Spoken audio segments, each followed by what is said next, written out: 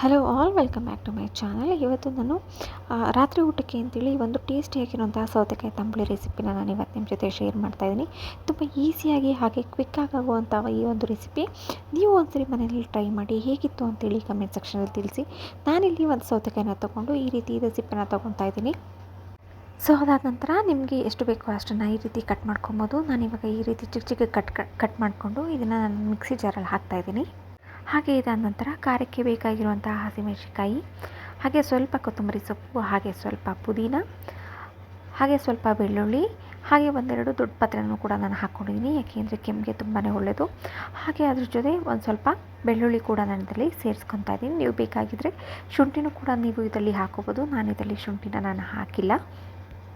ಇದೆಲ್ಲವನ್ನು ನಾನೀಗ ಮಿಕ್ಸಿ ಜಾರ್ಗೆ ಹಾಕ್ಕೊತಾ ಇದ್ದೀನಿ. ನಾನು ಲಾಸ್ಟಲ್ಲಿ ಸ್ವಲ್ಪ ಹಸಿ ತೆಂಗಿನಕಾಯಿ ತುರಿನೂ ಕೂಡ ಹಾಕ್ತಾಯಿದ್ದೀನಿ. ತೆಂಗಿನಕಾಯಿ ತುರಿ ಹಾಕೋದ್ರಿಂದ ಟೇಸ್ಟ್ ತುಂಬಾ ಚೆನ್ನಾಗಿರುತ್ತೆ.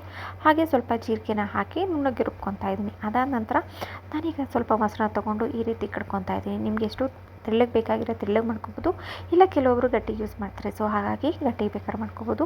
ನಾನೀಗ ಇದರಲ್ಲಿ ಆಲ್ರೆಡಿ ಉಪ್ಪು ಹಾಕಿರೋದ್ರಿಂದ ಉಪ್ಪನ್ನ ಸೇರಿಸಿರೋದಿಲ್ಲ. ನಿಮಗೆ ರುಚಿ ನೋಡಿಕೊಂಡು ಉಪ್ಪನ್ನ ಹಾಕ್ಕೊಳ್ಳಿ. ಲಾಸ್ಟಲ್ಲಿ ಈ ರೀತಿ ಚಾಪ್ಡ್ ಸೌತೆಕಾಯಿನ ನಾನು ಇದರಲ್ಲಿ ಹಾಕ್ತಾಯಿರ್ತೀನಿ.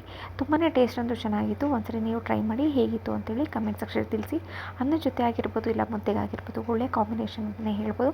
ಹಾಗೆ ಹೆಲ್ತ್ಗೂ ಕೂಡ ತಂಬುಳಿ ತುಂಬಾ ಒಳ್ಳೆಯದು ಅಂತ ಹೇಳ್ತಾರೆ. ಸೊ ಯಾಕೆಲ್ಲ ಈ ರೆಸಿಪಿ ಇಷ್ಟ ಆಯಿತು ಲೈಕ್ ಮಾಡೋದನ್ನು ಮಾಡಿಬಿಡಿ. ಹಾಗೆ ಕಮೆಂಟ್ ಸೆಕ್ಷನಲ್ಲಿ ಕಮೆಂಟ್ ಹಾಕೋದು ಕೂಡ ಮಾಡಿಬಿಡಿ. ಯಾರೆಲ್ಲ ನನ್ನ ಚಾನಲ್ಗೆ ಸಬ್ಸ್ಕ್ರೈಬ್ ಆಗಿಲ್ಲ, ಸೊ ಪ್ಲೀಸ್ ನನ್ನ ಚಾನಲ್ಗೆ ಸಬ್ಸ್ಕ್ರೈಬ್ ಮಾಡ್ಕೊಳ್ಳಿ. ಹಾಗೆ ಅನಿಸಿಕೆ ಅಭಿಪ್ರಾಯ ಏನಾದರೂ ಕಮೆಂಟ್ ಸೆಕ್ಷನಲ್ಲಿ ತಿಳಿಸಿ. Thank you all.